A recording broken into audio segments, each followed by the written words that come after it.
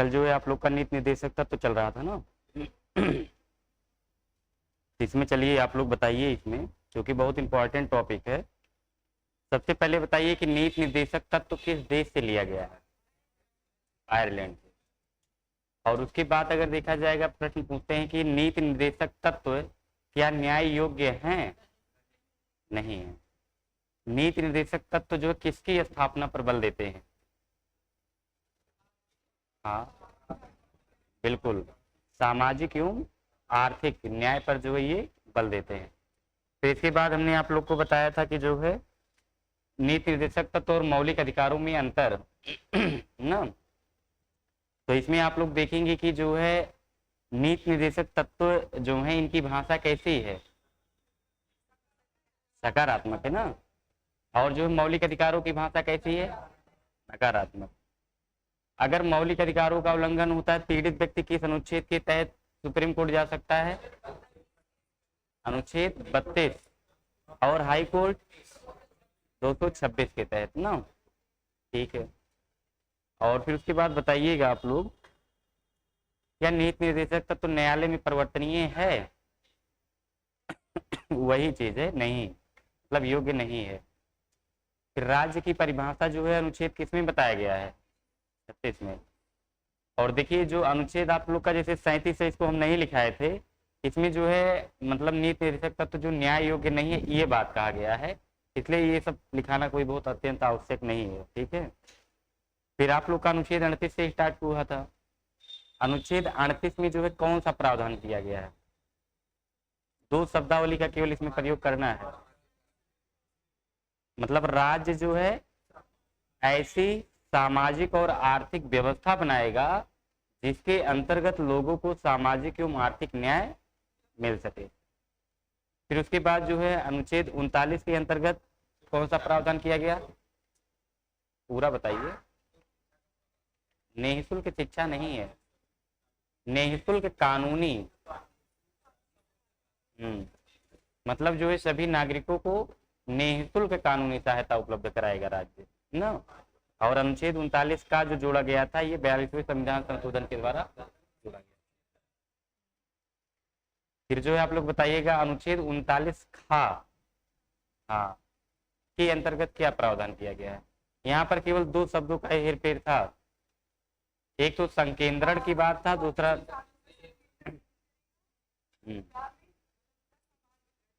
हाँ, जैसे अनुच्छेद 39 आपका जो खा है, इसमें कहा गया कि राज्य भौतिक संसाधनों का संकेंद्रण कुछ हाथों में नहीं होने देगा ना। और फिर उसके बाद जो है अनुच्छेद 39 गा में जो कहा गया कि राज्य भौतिक संसाधनों का न्यायपूर्ण वितरण करेगा। तो न्यायपूर्ण वितरण करेगा, और देखिए वहां कुछ हाथों में नहीं होने देगा, कुछ ही शब्दों का अंतर है। फिर उसके बाद बताइएगा कि अनुच्छेद 39 खा और गा में और किस चीज का प्रावधान किया गया?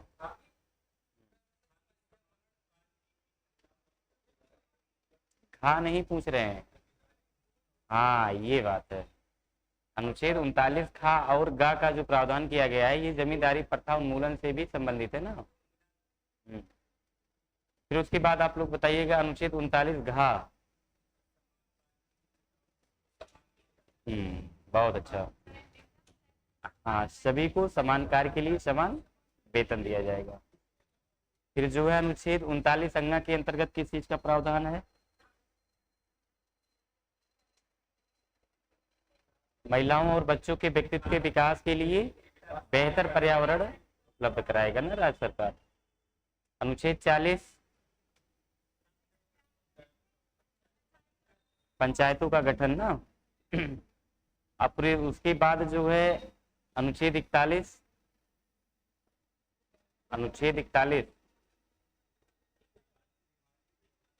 हाँ, बेकारी, बीमारी, बेरोजगारी की स्थिति में राज्य लोक सहायता उपलब्ध कराएगा। हमने बताया था कि जैसे जो है वृद्धा पेंशन हो गया, बेरोजगारी भत्ता हो गया ना, ये सारी चीजें। फिर अनुच्छेद 42 में जो है किस चीज का प्रावधान है? अनुच्छेद 42 है, अनुच्छेद 42 बताइए।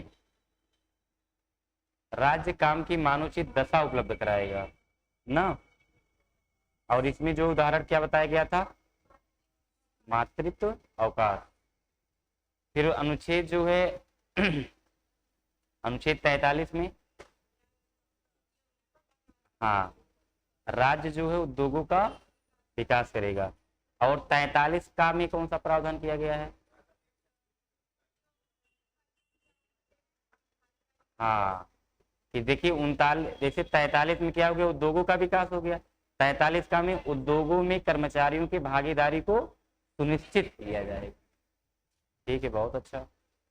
फिर उसके बाद जो है आप लोग बताइएगा कि अनुच्छेद 44, समान आचार्य संहिता, बहुत अच्छा। अनुच्छेद 45, हाँ, मतलब 6 से 14 आयु वर्ष के बच्चों को जो है निःशुल्क एवं अनिवार्य शिक्षा, ये किस संविधान संशोधन द्वारा किया गया?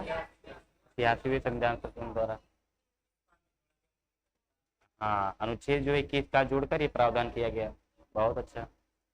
फिर उसके बाद आप लोग बताइएगा कि अनुच्छेद जो है ये 46 आ जाता है। हाँ, SC ST के उत्थान की बात किया गया है कि राज्य जो है कल्याणकारी राज्य इनके लिए शुरू करे। और अनुच्छेद 47, हाँ, हाँ, मानव जीवन स्तर को कैसे ऊपर लाया जाए इसका प्रावधान किया गया है ना। फिर जो है अनुच्छेद 48, हाँ, हाँ, राज्य जो है कृषि का वैज्ञानिक ढंग से पुनर्गठन करेगा ना।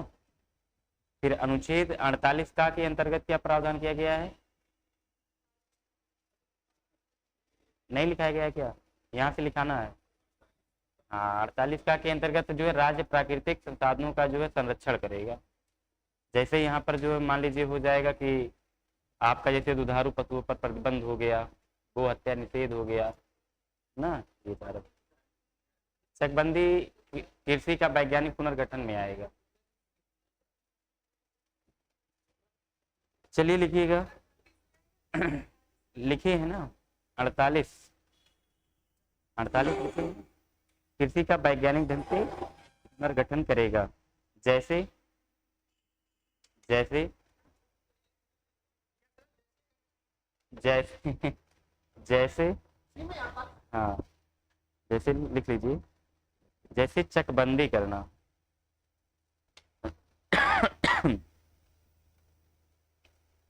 जैसे चकबंदी करना,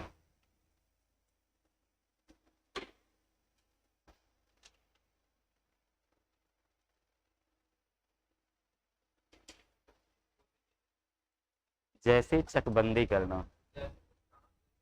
अरे अनुच्छेद 48 जो लिखी हुई उसी की आगे ना, जैसे राज्य के कृषि का वैज्ञानिक ढंग से पुनर्गठन करेगा, तो उसी के आगे उदाहरण लिखिए,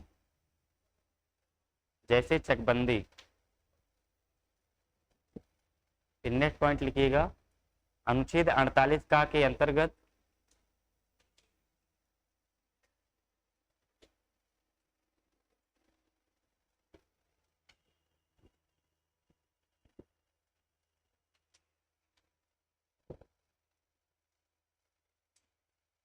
अनुच्छेद 48 का के अंतर्गत राज्य प्राकृतिक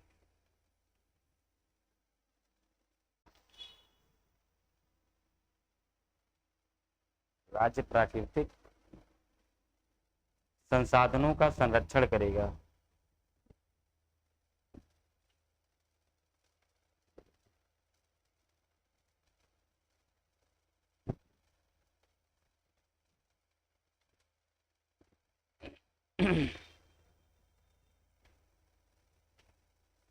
उनचास में लिखिएगा, अनुच्छेद 49, अनुच्छेद 49,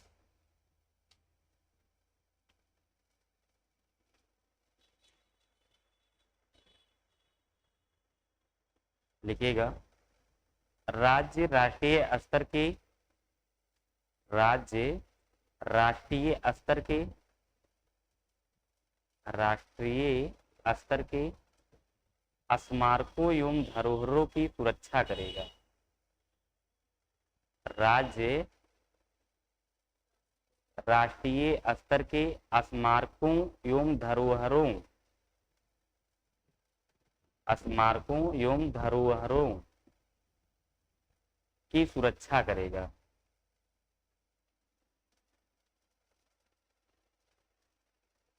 धरोहर कहा नहीं जाता कि ये हमारी संस्कृति की धरोहर है, वही चीज है। फिर आगे जो लिखिएगा अनुच्छेद 50।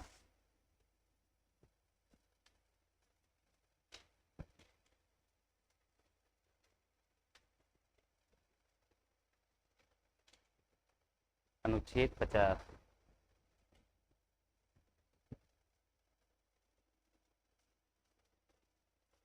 इसमें लिखिएगा राज्य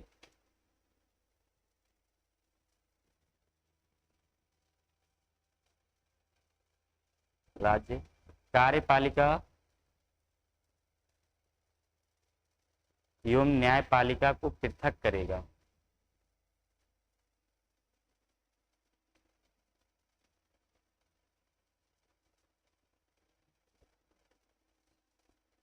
राज्य कार्यपालिका एवं न्यायपालिका का पृथक करेगा।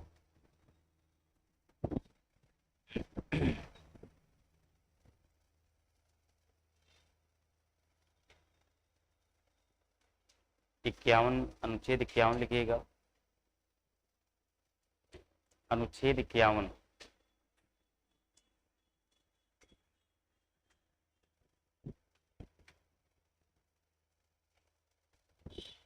राज्य अंतरराष्ट्रीय स्तर के विवाद का शांतिपूर्ण समाधान खोजेगा।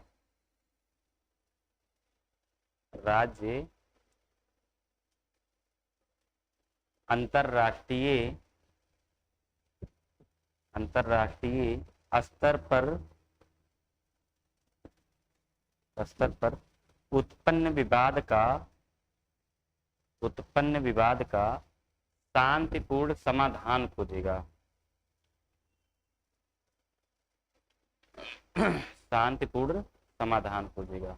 अगर किसी प्रकार का जो है दो देशों के बीच में किसी प्रकार का विवाद हो जाता है तो यहाँ पर जो है राज्य क्या करेगा, शांतिपूर्ण तरीके से उसका समाधान खोजेगा। इसी को कहीं कहीं आप लोग देखेंगे अंतरराष्ट्रीय जो है शांति भी कहा जाता है या संधि भी कहा जाता है। नहीं नहीं, राज्य से नहीं, देश से है, इसलिए अंतरराष्ट्रीय लिखाया गया ना। अंतरराष्ट्रीय स्तर पर अगर किसी प्रकार का विवाद उत्पन्न होता है तो ये राज्य जो है, राज्य मतलब देश, उसका शांतिपूर्ण तरीके से समाधान खोजेगा।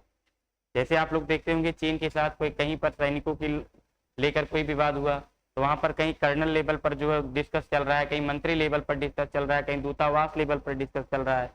पहले कोई सख्त कार्रवाई नहीं होती है, उसके लिए पहले से देखिए समस्त अधिकारियों को पहले ये समाधान करने के लिए एक माध्यम ढूंढा जाता है। जब वो नहीं निकल पाता तब उसके बाद जो है फिर कोई प्रक्रिया किया जाता है। ठीक है, ये हुआ। तो ये जो है इतना अनुच्छेद जो इतना था ये कंप्लीट हुआ। आप लोग फिर हेडिंग डालिएगा नीति निर्देशक तत्वों की प्रकृति।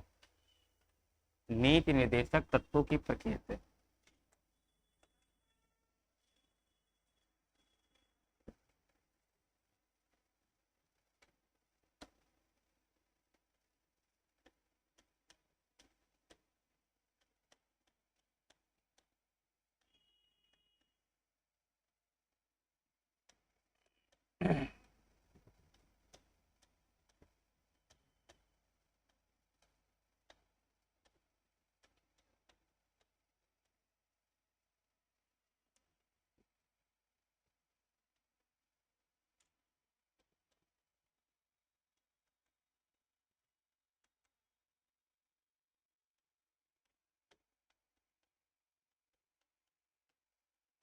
समाजवादी या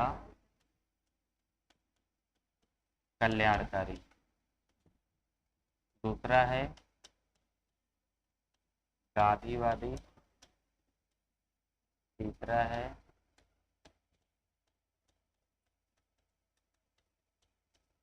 अंतरराष्ट्रीय। इसमें जो है आपका अनुच्छेद 39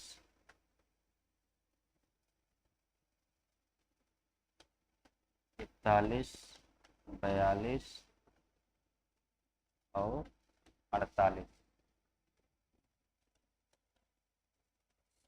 42, 43, 46, 45, ये 50।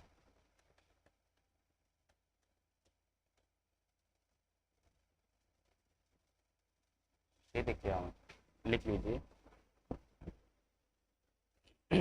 जैसे अनुच्छेद 40 में देखा जाएगा तो यहाँ पर जो है क्या है, पंचायतों को गठन की बात किया गया है, ये गांधीवादी विचारधारा है।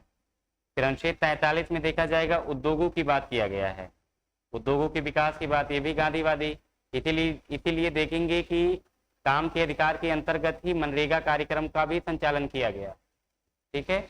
अनुच्छेद 46 में देखेंगे कि SC ST के उत्थान की बात किया गया, मानव जीवन स्तर को उठाने की बात किया गया। ये सब गांधीवादी विचारधारा है। और समाजवादी क्या है कि जैसे प्राकृतिक संसाधन जो है उनका संकेंद्रण वाली जो बात किया गया।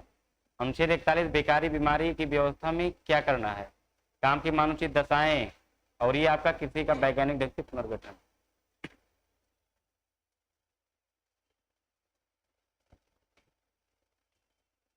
फिर आगे जो लिखिएगा,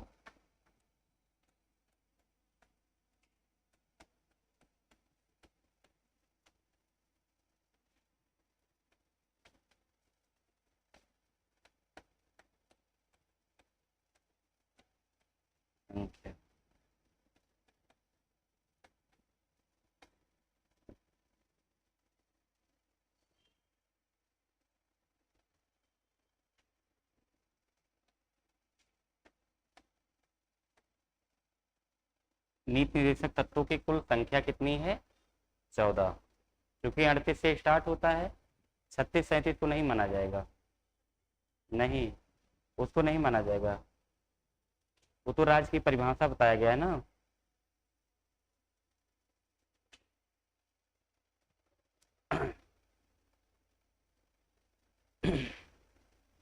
नीति निर्देशक तत्वों की जो सूची शुरू होती है वो 38 से शुरू होता है, सूची।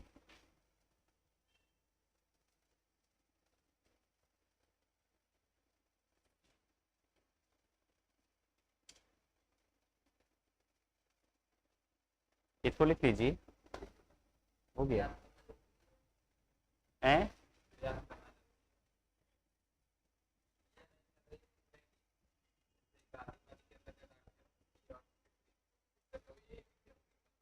जरूरी है, जो चीज किया गया जरूरी है, नहीं तो आप लोग कुछ आर्टिकल हम दिखा दिए थे ना, कोई मतलब था नहीं।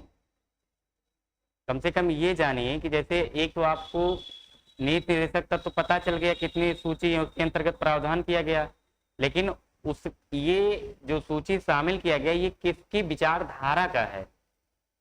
जैसे आप कहीं पर हैं, आप तुरंत कहेंगे कि हाँ जो है पंचायतों का गठन जो है कहीं न कहीं गांधी जी का एक भारत उनका सपना था, है। अब पंचायतों के गठन के लिए 73वां 74वां संविधान संशोधन किया गया, तब जाकर जो है तमाम चीजों का गठन किया गया है। तो ये चीज आपका एक अलग चीज है। जब आप कभी भविष्य में मेंस वगैरह देंगे, मेंस से जब पूछेगा प्रश्न कि नीति निर्देशक तत्वों के अर्थ को स्पष्ट करते हुए नीति निर्देशक तत्वों के क्रियान्वयन को लिखिए, या नीति निर्देशक तत्वों की प्रकृति का उल्लेख कीजिए, तो प्रकृति आपका यही किसी का विश्लेषण करना है। फिर ऑलरेडी इसका विश्लेषण करा दिया गया है, तरीका होता है। सूची आपका सारा कंप्लीट करवा दिया गया, प्रकृति इसका लिखा दिया गया। अब अगर एनी वे आपका कभी प्रश्न ये पूछ ले कि हाँ नीति निर्देशक तत्वों की प्रकृति का उल्लेख कीजिए या विश्लेषण कीजिए, तो बस यही जो आर्टिकल है इसी का विश्लेषण कर देना है, जो चीज आप लोग को सूची में लिखाया गया है। लेकिन जब आप लोग को इतना पता रहेगा तभी तो आप इस चीज को कर पाएंगे। ठीक है। फिर आगे जो लिखिएगा, नीति निर्देशक हेडिंग लिखिएगा, नीति निर्देशक तत्वों का क्रियान्वयन।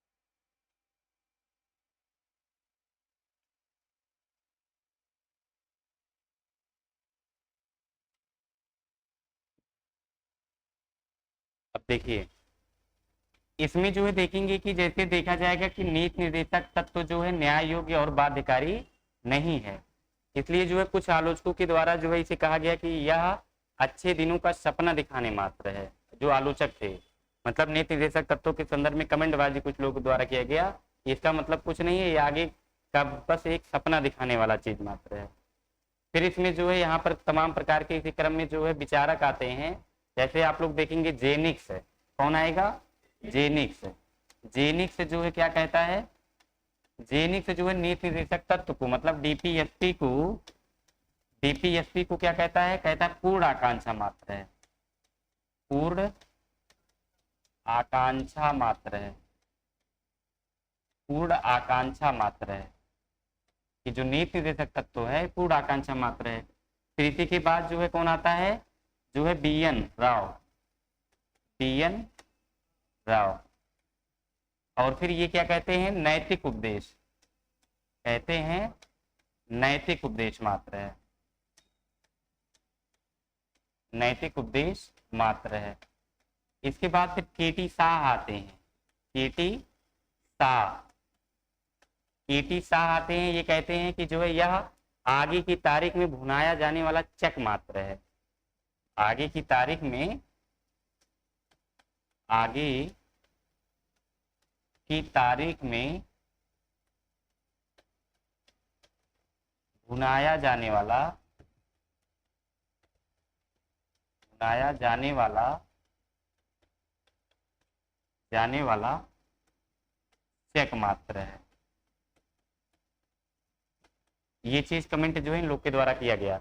लेकिन इन आलोचकों की बातें जो है तब झूठी साबित हो जाती है कि जब भारत सरकार के द्वारा जो है जमींदारी प्रथा उन्मूलन के लिए, मतलब जो है अनुच्छेद 39 था और गा को जो है लागू किया जाता है। तो आप लोग को पता है कि अनुच्छेद 39 था और गा जो है आपका जमींदारी प्रथा उन्मूलन से संबंधित है। तो देखेंगे कि जो है अनुच्छेद 39 था और गा,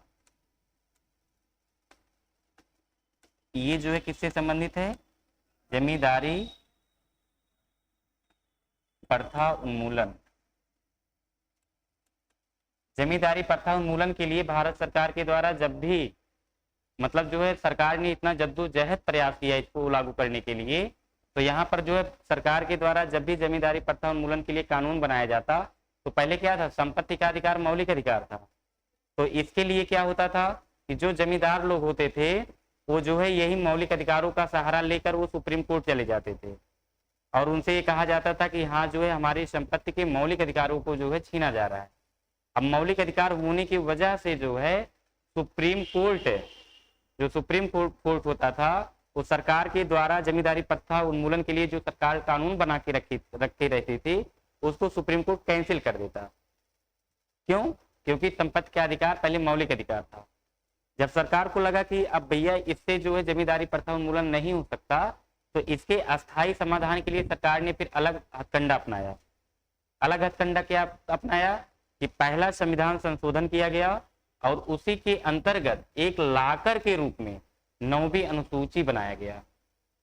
सरकार ने क्या किया कि पहले संविधान संशोधन के द्वारा जो है एक लाकर के रूप में क्या किया? 9वीं अनुसूची का निर्माण किया। अब ये इसमें क्या हुआ कि अगर सरकार अब जमींदारी प्रथा उन्मूलन से संबंधित या भूमि सुधार कानून से संबंधित किसी कानून का निर्माण करती तो सरकार क्या करता कि वही 9वीं अनुसूची में जो है उस कानून को डाल दिया जाता, शामिल कर दिया जाता। अब 9वीं अनुसूची में शामिल किए गए कानूनों को जो है सुप्रीम कोर्ट उसका न्यायिक पुनर्विलोकन करके उसको विद्यमान घोषित नहीं कर सकता था। अब यहाँ पर जो है जब यहाँ पर ये कर दिया गया कि जो है 9वीं पहला संशोधन कर दिया गया, पहला संशोधन किया गया और इसी के अंतर्गत 9वीं अनुसूची जोड़ दिया गया और इसी में जो है सरकार के द्वारा जो कानून बनाया गया, मतलब भूमि सुधार कानून, भूमि सुधार कानून जो बनाया गया इसी को क्या कर दिया गया? इसमें शामिल कर दिया गया। अब यहाँ पर क्या होता है कि जैसे कोई भी चीज बनता है सरकार द्वारा बनाया जाता है, जब वो सेफ और सुरक्षित हो जाता है तो कहीं ना कहीं सरकार जो है अति उत्साहित की भावना में भी आ जाती है।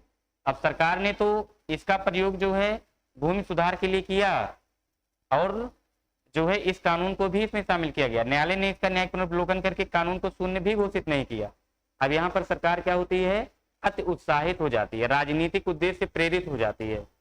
सरकार को जो भी चीज लगता कि हाँ अब हमारे द्वारा बनाए गए कानून का जो है न्यायिक पुनर्विलोकन सुप्रीम कोर्ट कर सकता है, उसे विधि शून्य घोषित कर सकता है, सरकार ने अपने सभी कानूनों को जो है किसमें शामिल करना शुरू कर दिया, 9वीं अनुसूची में जो है शामिल करना शुरू कर दिया। क्योंकि सरकार को पता था कि 9वीं अनुसूची का जो है न्यायिक पुनर्विलोकन नहीं किया जा सकता है। और इसी के अंतर्गत देखा जाएगा तमिलनाडु की सरकार ने जो है, तमिलनाडु की सरकार के द्वारा जो है इसी में जो है 69% आरक्षण को भी शामिल कर लिया गया था। सरकार ने क्या किया, केंद्र सरकार ने, जो राज्य सरकार की जो तमिलनाडु की सरकार थी उनके आरक्षण कानून को इसी 9वीं अनुसूची में क्या कर दिया गया, शामिल कर दिया गया। अब सरकार को लगा कि हम इस आरक्षण कानून को अगर 9वीं अनुसूची में शामिल कर देंगे तो हमारा न्यायालय कुछ नहीं कर पाएगा। फिर 1973 में केशवानंद भारतीवाद ने फिर सुप्रीम कोर्ट ने डिसीजन दिया कि उन्होंने कहा कि भूमि सुधार कानून के अतिरिक्त जो भी कानून 9वीं अनुसूची में डाला गया है न्यायालय उसका न्यायिक पुनर्विलोकन कर सकता है। अब सरकार को लगा भैया अब तो हमारा संकट मोचन आ गया हमारे जो है बनाए हुए कानूनों पर। तो सरकार ने लास्ट में क्या किया कि 44वां संविधान संशोधन किया और संविधान में अनुच्छेद 300 का जोड़ दिया और जो संपत्ति का मौलिक अधिकार था पहले अनुच्छेद 31 में उसको क्या कर दिया, उसको विधिक अधिकार बना दिया। कहा कि हम मौलिक अधिकार से ही इसको हम समाप्त कर देते हैं। अब जब उसको मौलिक अधिकार से निकाल दिया गया, अब भाई कोर्ट क्या करेगा, अब तो आप ये नहीं कहेंगे कि मौलिक अधिकारों का उल्लंघन हो रहा है। तो मतलब जो है सरकार ने क्या कर दिया कि जो है इसको पूरा मतलब जो मौलिक अधिकारों की सूची से ही बाहर कर दिया जो बनाया गया था, जो संपत्ति का मौलिक अधिकार था। अब यहाँ पर जब ये चीज कर दिया जाता है सरकार द्वारा, फिर सरकार के द्वारा अनुच्छेद 40 को लागू किया जाता है, अनुच्छेद 45 को लागू किया जाता है। ऐसे ऐसे धीरे धीरे जो है तमाम प्रकार के जो नीति निर्देशक तत्वों की सूची में शामिल होते हैं उनको शामिल किया जाता है। ये चीज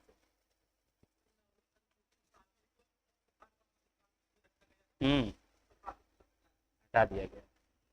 कोर्ट ने सीधा कह दिया ना कि अगर भूमि सुधार कानून के अतिरिक्त कोई भी कानून इसमें शामिल किया गया, मतलब इसका अगर मिसयूज किया गया इस लाकर का, तो जान लीजिए कि हम तुरंत इसका जांच पड़ताल करेंगे और असंगत पाए जाने पर उसको हम कैंसिल कर देंगे।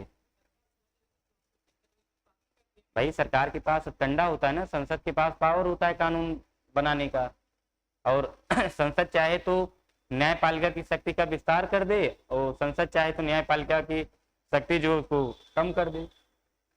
ये संसद के पास ही पावर है ना।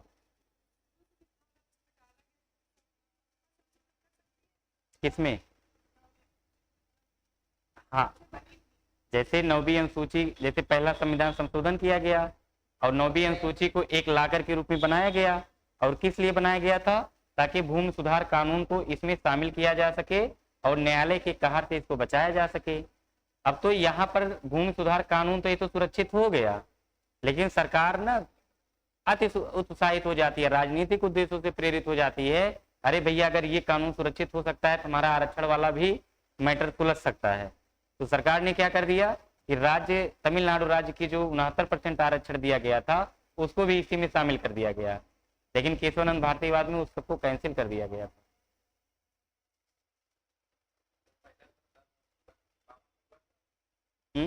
बावनवा तो यार उसमें हुआ था, आपका दल बदल से संबंधित है,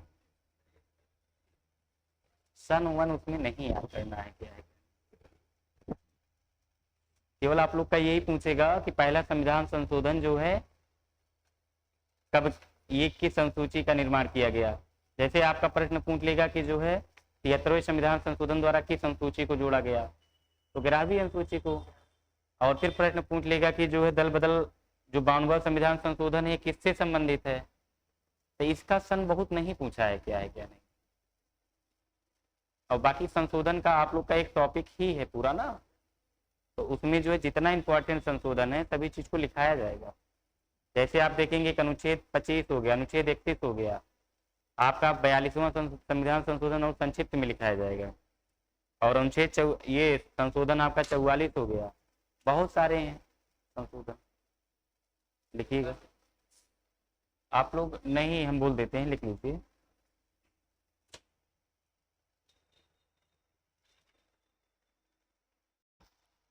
इसलिए अम्बेडकर, डॉक्टर अम्बेडकर ने जो है नीति निर्देशक तत्वों को जो है इसको क्या कहा है कि जो है नीति निर्देशक तत्व आर्थिक लोकतंत्र की स्थापना करते हैं, इसको अम्बेडकर ने कहा है। और ये जो नीति निर्देशक तत्व है ये ब्रिटेन के फेबियनवाद से प्रभावित था, और फेबियनवाद के प्रचारक जो नेहरू जी थे भारत में, ठीक है। और पडिक्कर जो है, पडिक्कर कहते हैं कि सामाजिक और आर्थिक क्षेत्र में जो है यह क्या है, मतलब नीति निर्देशक तत्व, उसी को न्याय बताया गया है कि लोकतंत्र की स्थापना करते हैं। नीति निर्देशक तत्व सामाजिक एवं आर्थिक क्षेत्र में जो है, लिखिएगा आप लोग,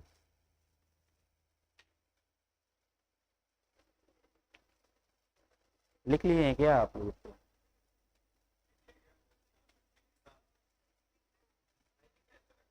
नहीं लिखे हैं?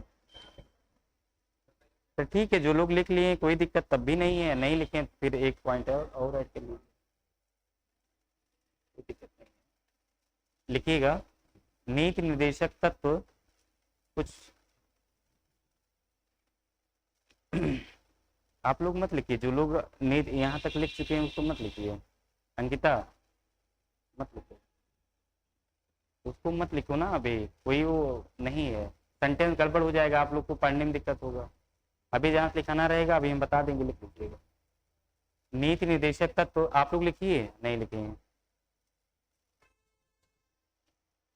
ये भी लिख रही है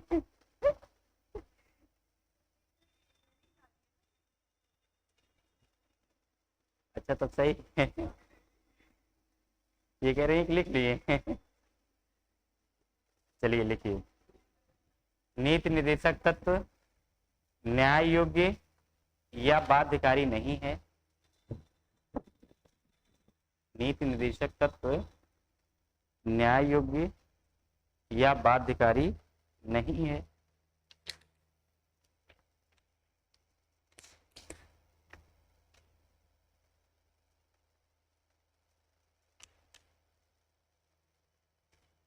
न्याय योग्य या बाध्यकारी नहीं है। अतः अतः नीति निर्देशक तत्वों को लेकर अतः नीति निर्देशक तत्वों को लेकर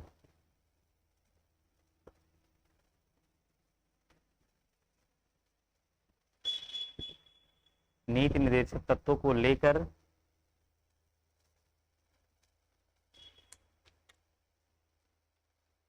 आलोचकों के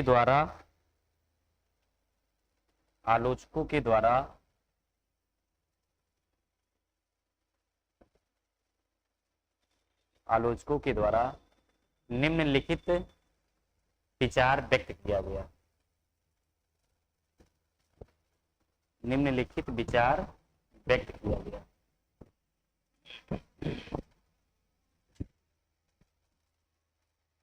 निम्नलिखित विचार व्यक्त किया गया। लिखिएगा डैश करके, लिखिएगा लिखिएगा डैश करके। हाँ यही चीज आप लोग लिख लीजिए। जेनिक्स के अनुसार लिखिएगा। जेनिक्स के अनुसार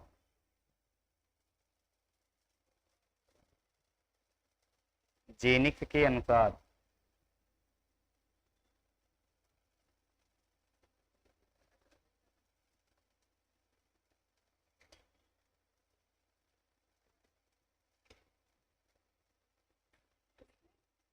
लिखिएगा इसमें, जेनिक्स के अनुसार इसमें लिखिएगा, इसे पूर्ण आकांक्षा मात्र कहा। इसे पूर्ण आकांक्षा मात्र कहा। इसे पूर्ण आकांक्षा मात्र कहा। इसे पूर्ण आकांक्षा मात्र कहा। इसे पूर्ण आकांक्षा मात्र कहा। मतलब किसको कहा गया? नीति निर्देशक तत्व को ना। फिर जो दूसरा लिखिएगा बी.एन. राव, बी.एन. राव के अनुसार, बी.एन. राव के अनुसार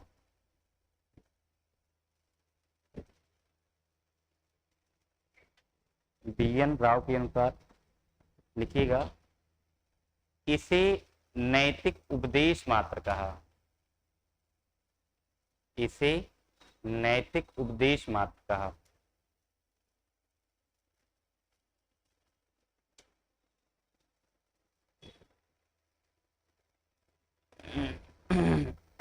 इसे नैतिक उपदेश मात्र कहा।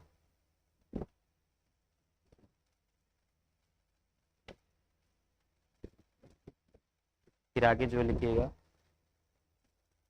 के.टी. शाह के अनुसार, के.टी. शाह,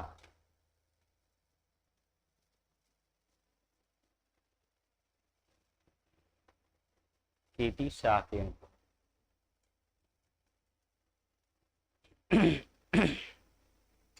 इसको लिखिएगा इसे आगे की तारीख में भुनाया जाने वाला चेक मात्र कहा, इसे आगे की तारीख में भुनाया जाने वाला चेक मात्र कहा,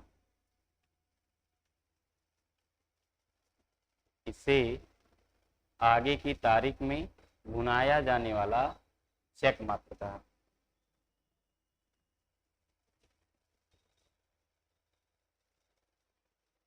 चेक मात्र, भुनाया जाने वाला चेक मात्र कहा। आगे फिर जो लिखिएगा नए पॉइंट से, नई लाइन से लिखिएगा अब, लेकिन इन आलोचकों की बात तब झूठी साबित हो गई, लेकिन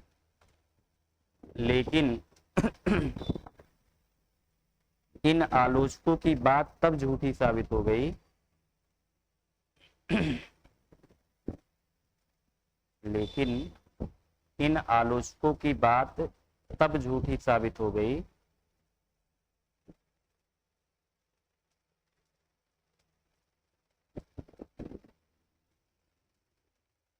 तब झूठी साबित हो गई जब सरकार द्वारा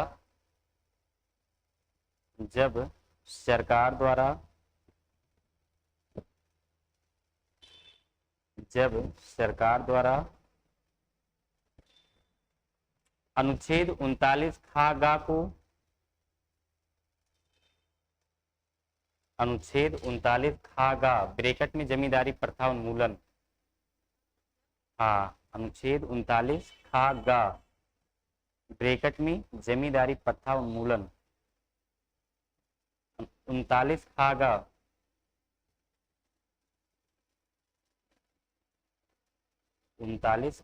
ब्रैकेट में जमींदारी प्रथा उन्मूलन,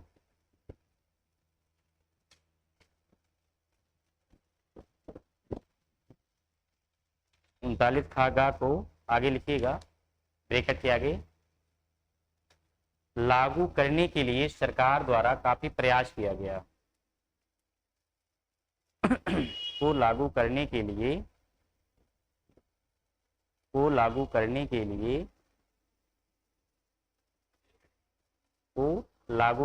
लिए सरकार द्वारा काफी प्रयास किया गया, सरकार द्वारा काफी प्रयास किया गया।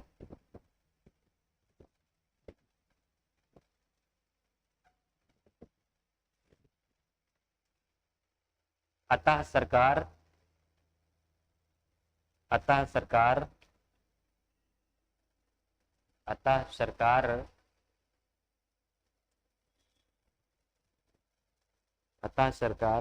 जमींदारी प्रथा उन्मूलन के अंतर्गत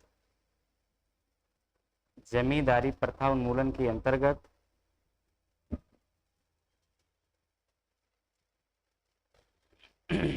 जमींदारी प्रथा उन्मूलन के अंतर्गत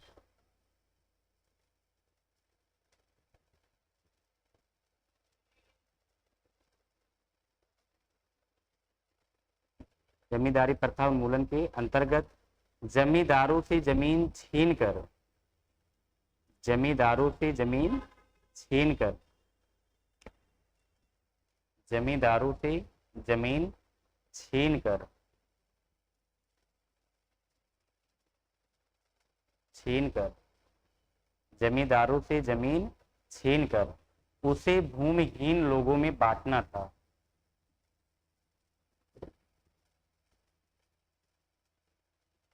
उसे भूमिहीन लोगों में बांटना था।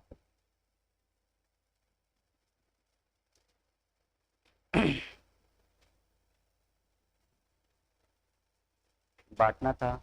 लेकिन लेकिन लेकिन लेकिन लेकिन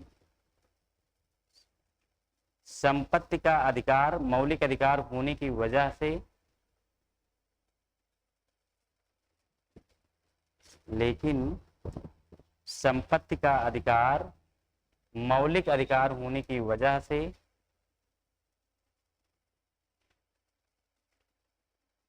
संपत्ति का अधिकार मौलिक अधिकार होने की वजह से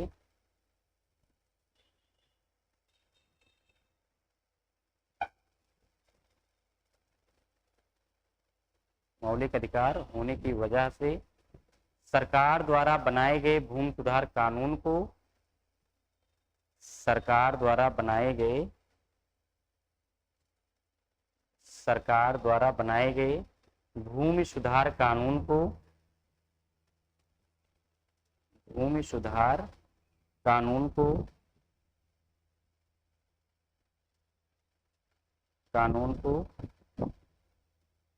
न्यायालय द्वारा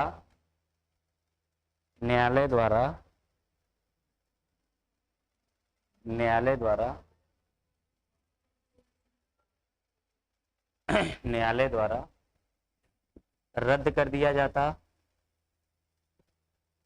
न्यायालय द्वारा रद्द कर दिया जाता।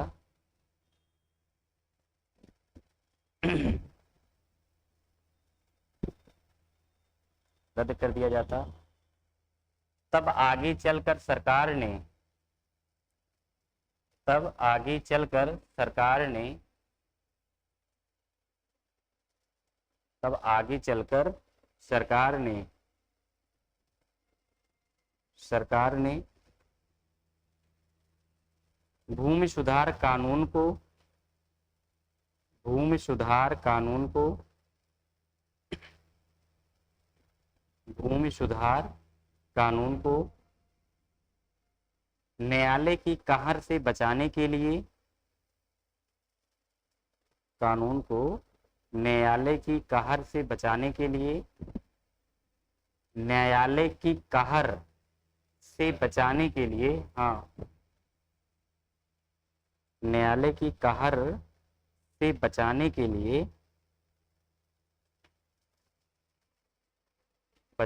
लिए पहला संविधान संशोधन द्वारा पहले संविधान संशोधन द्वारा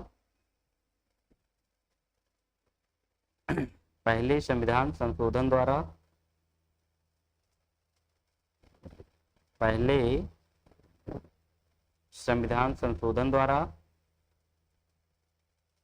एक लाकर के रूप में 9वीं अनुसूची बनाई गई।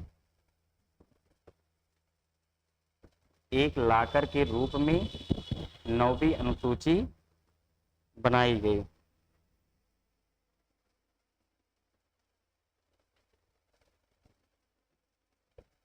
एक लाकर के रूप में 9वीं अनुसूची बनाई गई।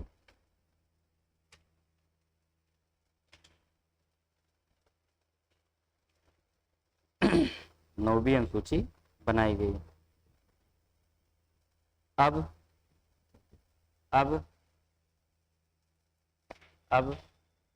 जब सरकार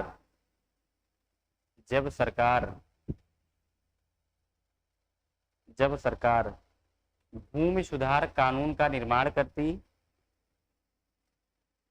भूमि सुधार कानून का निर्माण करती भूमि सुधार कानून का निर्माण करती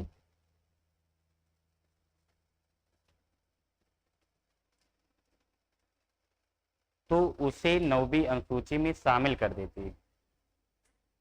तो उसे 9वीं अनुसूची में शामिल कर देती। 9वीं अनुसूची में शामिल कर देती।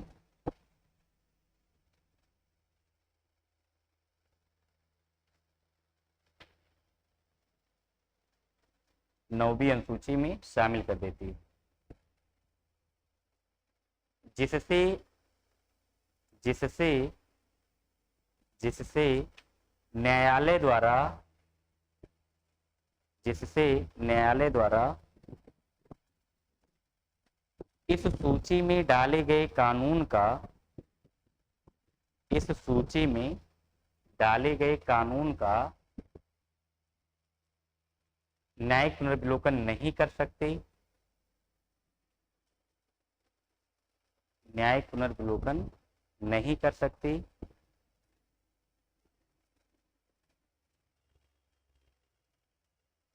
न्यायिक पुनर्विलोकन नहीं कर सकती।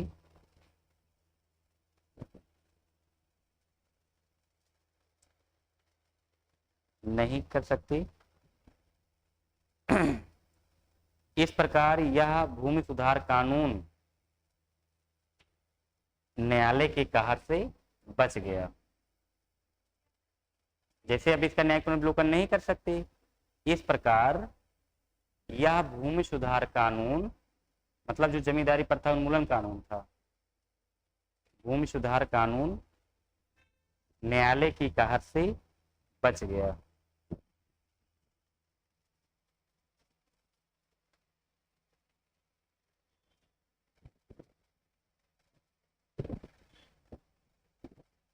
बच गया।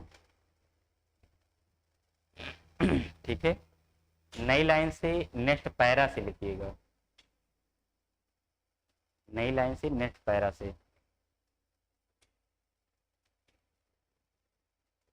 इसके अंतर्गत देखिए फिर क्या रहेगा।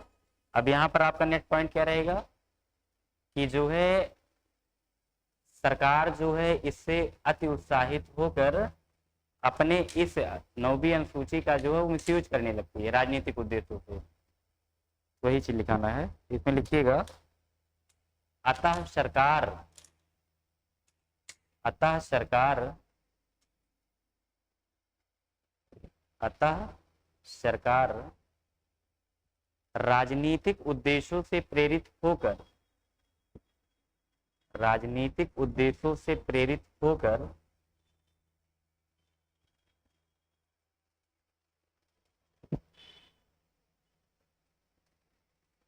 राजनीतिक उद्देश्यों से प्रेरित होकर इस 9वीं अनुसूची का दुरुपयोग करना प्रारंभ कर दी। इस 9वीं अनुसूची का दुरुपयोग करना प्रारंभ कर दी।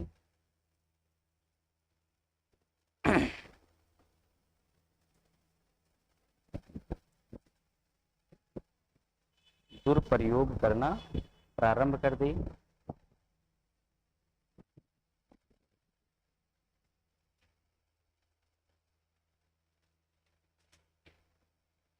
अर्थात अर्थात अर्थात सरकार को अर्थात सरकार को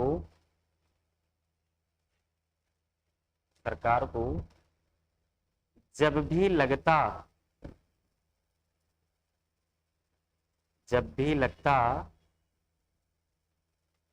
लगता कि उनके द्वारा बनाए गए किसी कानून का जब भी लगता कि उनके द्वारा बनाए गए किसी कानून का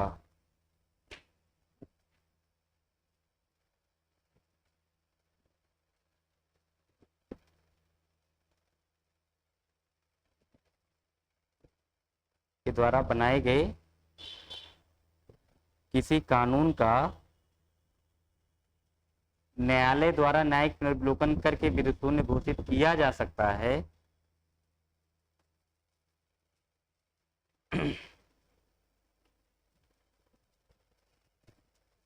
न्यायालय द्वारा न्यायिक पुनर्विलोकन करके न्यायिक पुनर्विलोकन करके न्यायिक पुनर्विलोकन करके उसे विधि शून्य किया जा सकता है, उसे विधि शून्य किया जा सकता है,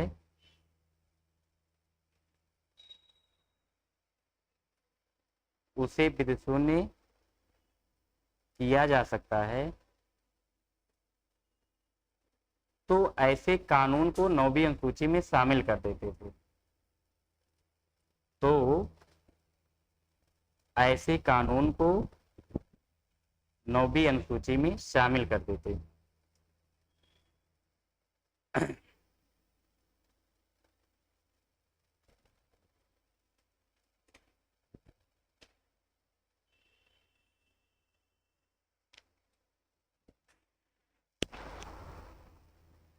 जैसे जैसे जैसे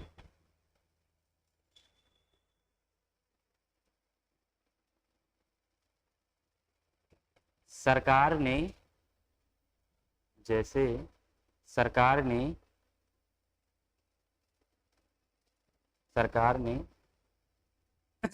तमिलनाडु सरकार के तमिलनाडु सरकार के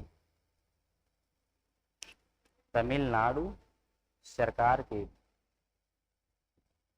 69% आरक्षण कानून को 69% आरक्षण कानून को 69% आरक्षण कानून को इसी अनुसूची में, मतलब इसी 9वीं अनुसूची में शामिल कर दिया गया। 69% आरक्षण कानून को इसी 9वीं अनुसूची में शामिल कर दिया गया।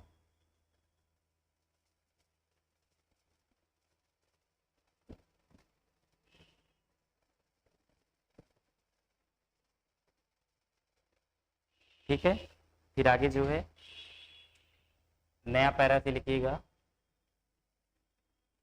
जब हम बोले नए पैरे से ना, जैसे आप लोग यहाँ से ऐसे ऐसे लिखते जा रहे हैं, ऐसे ऐसे नए पैरे से बोले तो यहाँ से थोड़ा गैप रहना चाहिए, फिर यहाँ से लिखिए। इसका मतलब ये इसका पूरा कहानी फिर अलग होने वाला है ना।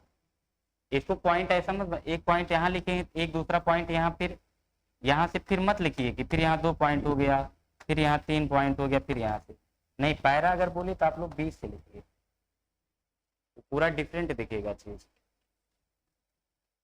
आगे लिखिएगा। 69% आरक्षण कानून को 9वीं अनुसूची में शामिल कर दिया गया। फिर आगे लिखिएगा।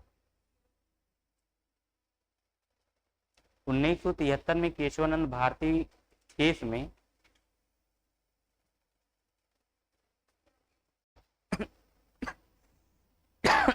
1973 में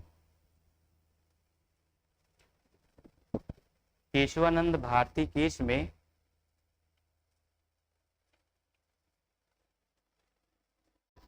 सुप्रीम कोर्ट के द्वारा कहा गया कि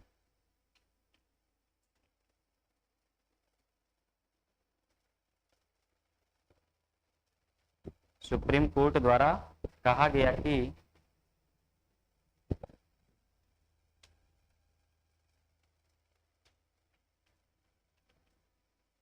नौवीं अनुसूची में नौवीं अनुसूची में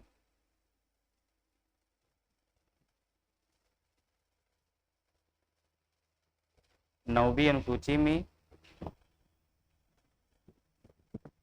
भूमि सुधार कानून के अलावा भूमि सुधार कानून के अलावा अलावा यदि किसी कानून को शामिल किया जाता है, यदि किसी अन्य कानून को शामिल किया जाता है, यदि किसी अन्य कानून को शामिल किया जाता है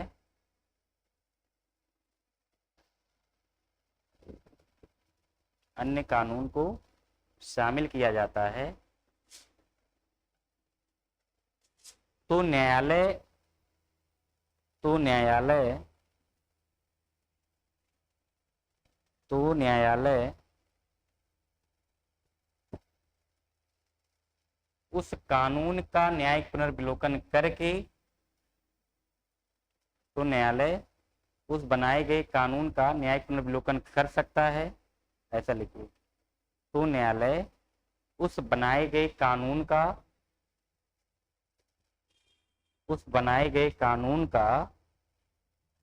न्यायिक पुनर्विलोकन कर सकता है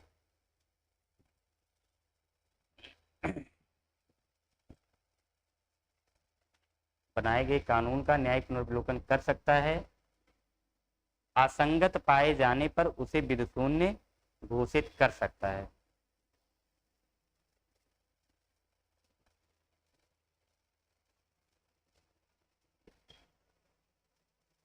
असंगत पाए जाने पर उसे विधिशून्य घोषित कर सकता है।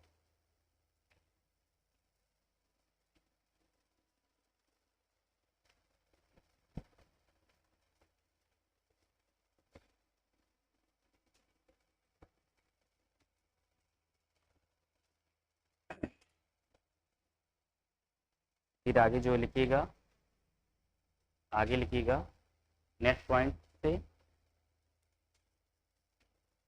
अतः अतः अतः सरकार द्वारा सरकार द्वारा सरकार द्वारा नौवीं अनुसूची का अतः सरकार द्वारा नौवीं अनुसूची का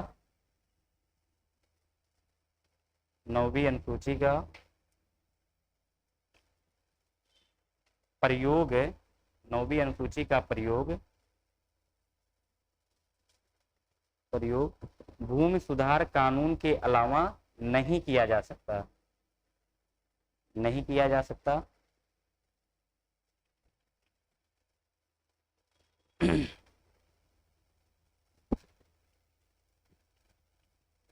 भूमि सुधार कानून के अलावा नहीं किया जा सकता,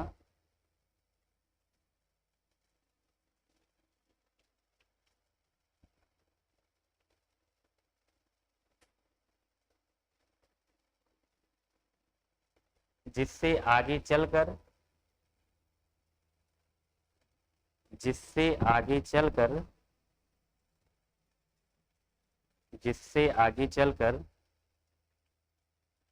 सरकार इसके अस्थायी समाधान के लिए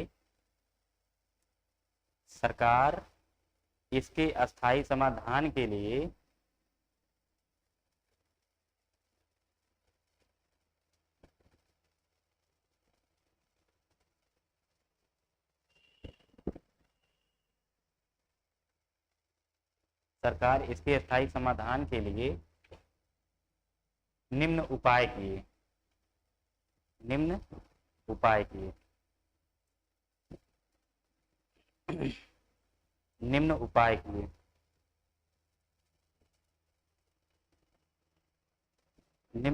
किए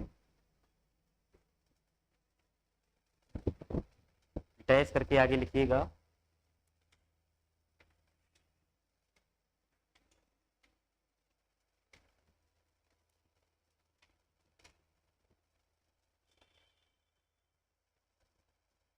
लिखिएगा, सरकार ने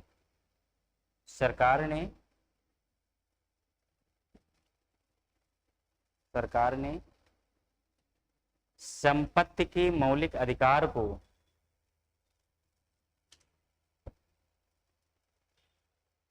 ऐसा लिखिएगा, संपत्ति के अधिकार को ऐसा लिखिएगा, संपत्ति के अधिकार को मौलिक अधिकारों की सूची से बाहर कर दिया गया। सरकार ने संपत्ति के अधिकार को मौलिक अधिकारों की सूची से बाहर कर दिया।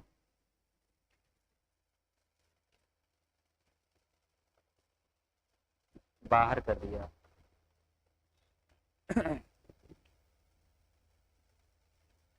बाहर कर दिया और इसे एक विधिक अधिकार बना दिया। और इसे एक विधिक अधिकार बना दिया।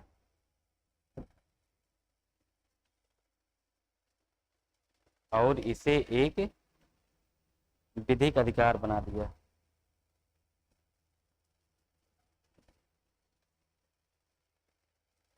ठीक है। जिसके लिए सरकार ने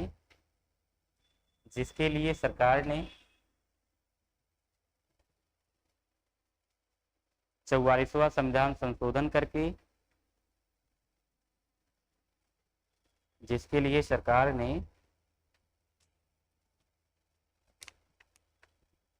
44वां संविधान संशोधन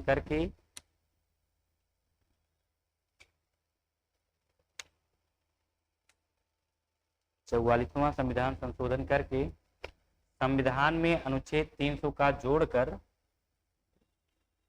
संविधान में अनुच्छेद 300 का जोड़कर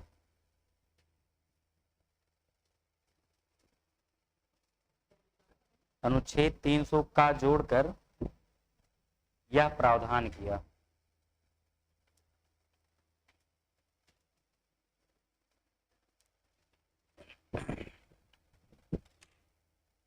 यह प्रावधान किया।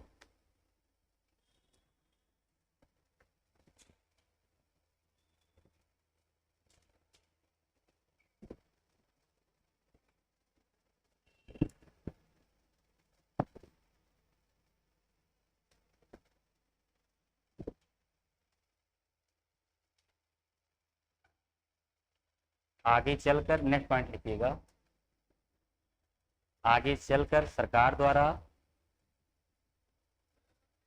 बहुत लंबा ये टॉपिक है आपका क्रियान्वयन वाला। ये जो है, जैसे ये प्रश्न यहाँ से पूछा भी गया है ना सारा चीज।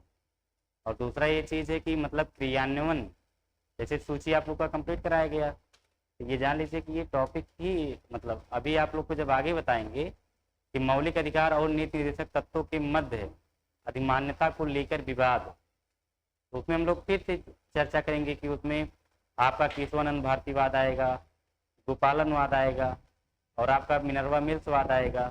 कौन से पीठ का गठन किया गया, सबसे बड़ी पीठ कौन है, सबसे छोटी पीठ कौन है, यहाँ से प्रश्न पूछा गया है सारा चीज।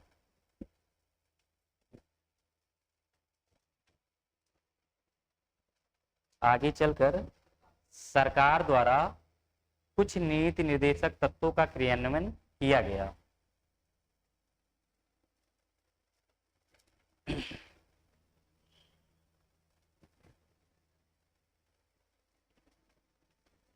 कुछ नीति निर्देशक तत्वों का क्रियान्वयन किया गया।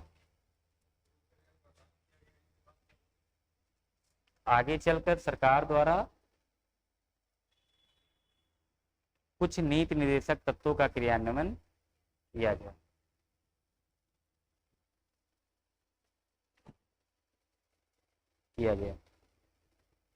लिखिएगा पॉइंट इज करके। पहला पॉइंट लिखिएगा, अनुच्छेद 40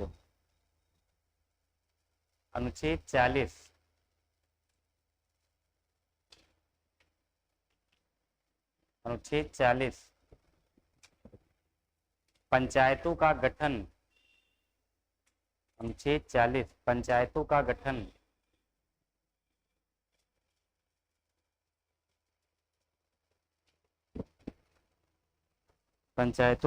गठन को लागू करने के लिए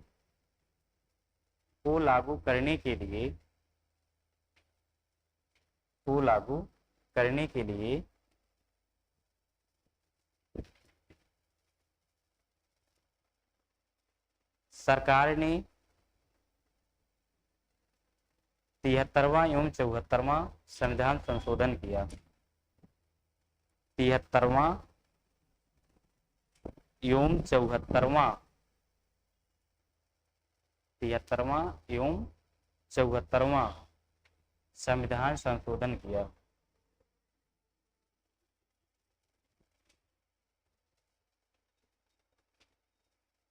73वां एवं 74वां संविधान संशोधन किया।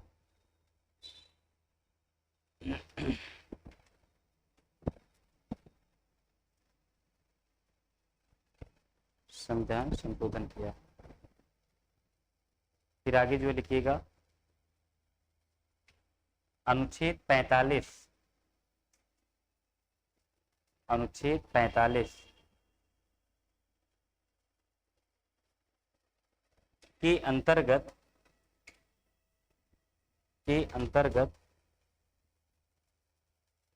6 से 14 आयु वर्ष के बच्चों को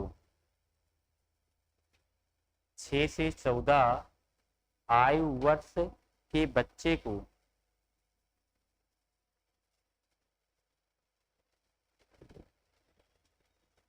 6 से 14 आयु वर्ष के बच्चे को निःशुल्क एवं अनिवार्य शिक्षा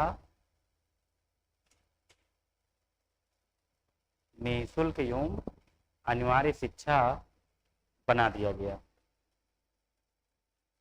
निःशुल्क एवं अनिवार्य शिक्षा बना दिया गया।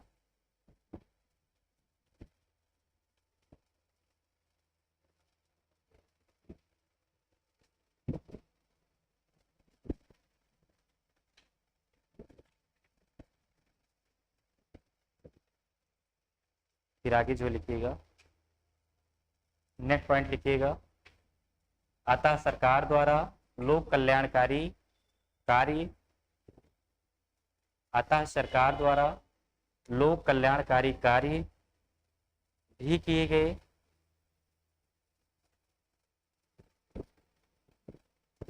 लोक कल्याणकारी कार्य भी किए गए।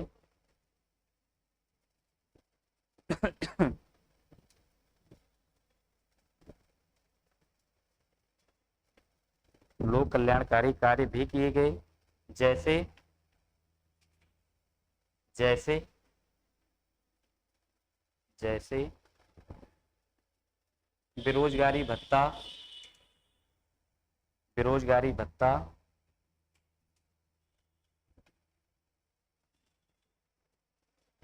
वृद्धा पेंशन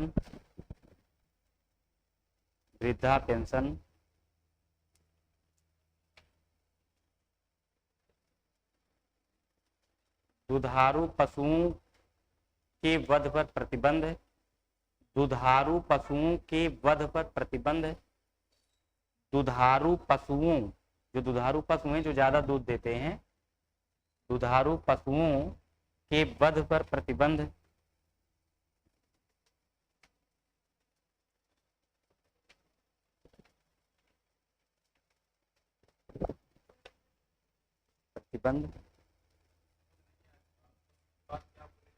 दुधारू पशुओं के वध मतलब हत्या पर प्रतिबंध। गो हत्या निषेध गो हत्या निषेध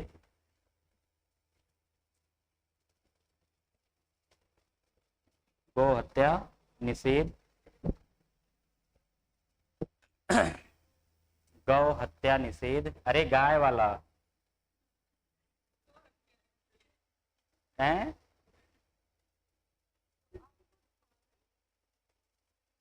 गौ हत्या निषेध। आगे लिखिएगा, कृषि का वैज्ञानिक पुनर्गठन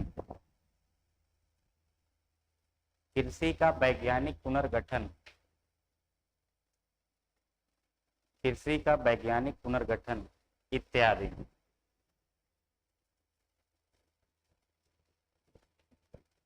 कृषि का वैज्ञानिक पुनर्गठन इत्यादि। ठीक है, ये चीज हुआ। आगे जो नेक्स्ट पॉइंट लिखिएगा, नेक्स्ट पॉइंट लिखिएगा,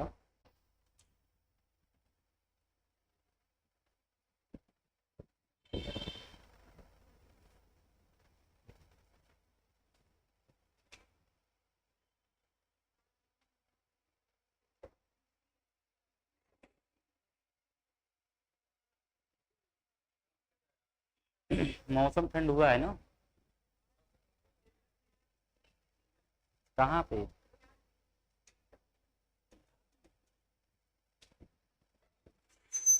बारिश हो जाएगा, बीमारी बहुत तगड़ा आएगा। हम्म। हम्म।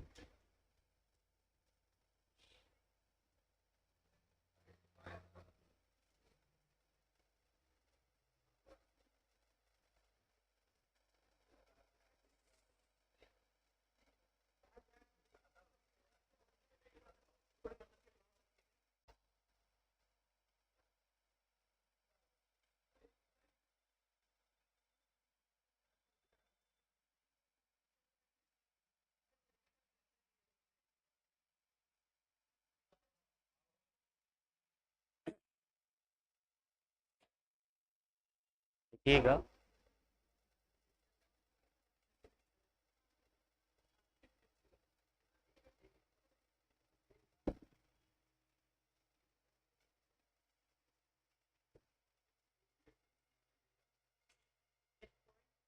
नेक्स्ट पॉइंट लिखिएगा। जैसे इसमें जो अम्बेडकर साहब कहते हैं कि जो नीति निर्देशक तत्व होते हैं वो जो है क्या करते हैं? आर्थिक, आर्थिक क्या करते हैं? आर्थिक लोकतंत्र की स्थापना करते हैं। अभी बताए, आप लोग भूल जाते हैं। लिखिएगा। लिखिएगा। ये नीति निर्देशक तत्व, ये नीति निर्देशक तत्व आर्थिक लोकतंत्र की स्थापना करते हैं। आर्थिक लोकतंत्र की स्थापना करते हैं।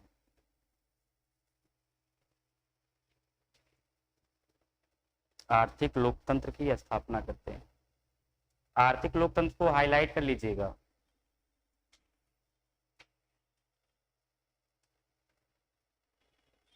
डैश करके डॉक्टर अंबेडकर। डॉक्टर अंबेडकर, मतलब ये उन्हीं का कथन है कि नीति निर्देशक तत्व जो है आर्थिक लोकतंत्र की स्थापना करते हैं। डॉक्टर अंबेडकर।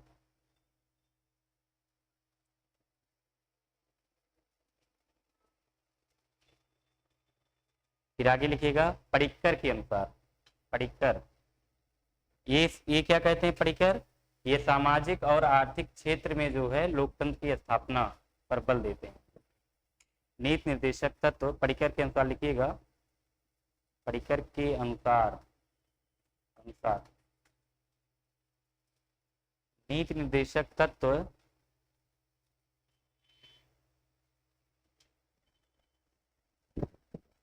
नीति निर्देशक तत्व सामाजिक एवं आर्थिक क्षेत्र में, सामाजिक एवं आर्थिक क्षेत्र में, सामाजिक एवं आर्थिक क्षेत्र में लोकतंत्र की स्थापना करते हैं। लोकतंत्र की स्थापना करते हैं।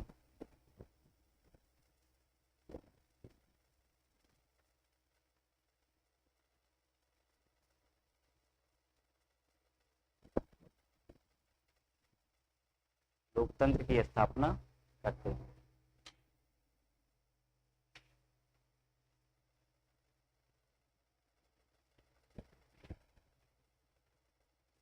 आगे नेक्स्ट पॉइंट लिखिएगा।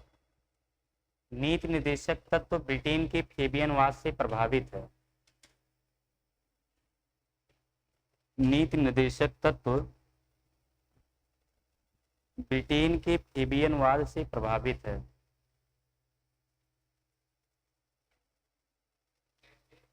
फेबियनवाद, ब्रिटेन की फेबियनवाद, ब्रिटेन के फेबियनवाद से प्रभावित है।